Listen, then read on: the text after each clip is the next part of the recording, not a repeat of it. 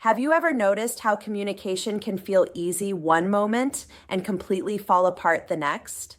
It's not because you don't care, and it's not because you don't know how to communicate. It's because when emotions rise, your nervous system falls back on a familiar pattern. This pattern is the way your system learned to feel safe, and when it's active, it quietly shapes how you hear, interpret, and respond. Here's what most people don't realize. When you try to make sense of someone else's behavior, you're almost always viewing it through your own internal lens, not theirs. You assume their tone, their words, or their reactions mean what they would mean if you were expressing them. You fill in the gaps with your own emotional logic. You react to what your system thinks is happening, not to what the other person is actually needing. That's when communication breaks down.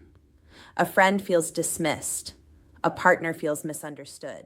A child feels unseen, and suddenly everyone is reacting instead of connecting.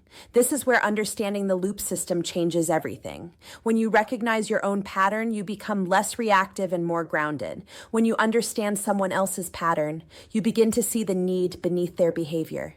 You pause instead of assume. You respond instead of defend.